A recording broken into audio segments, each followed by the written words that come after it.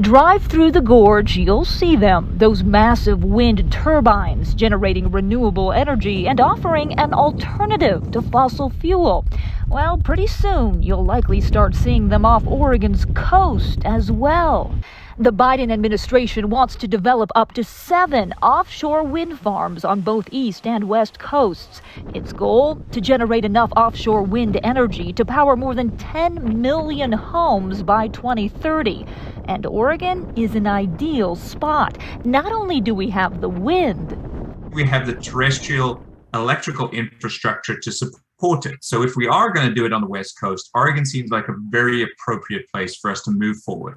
That's Bryson Robertson, co-director of the Pacific Marine Energy Center and an associate professor at Oregon State University. He sent us these photos of what the turbines might look like.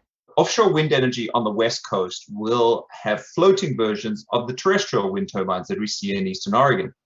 However, they are going to be far offshore.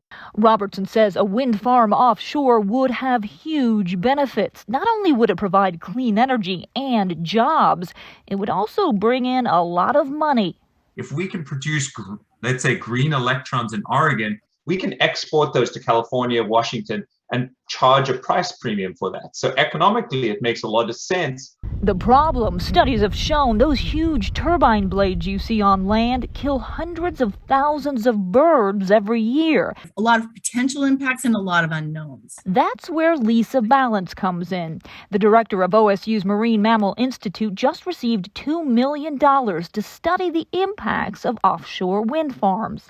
There are a lot of other types of potential impacts associated with noise production, especially in the marine environment where sound travels farther and faster in the water than it does in the air. She'll look at all the potential sites to determine which ones are better than others so that the wind industry can make informed decisions on where to build.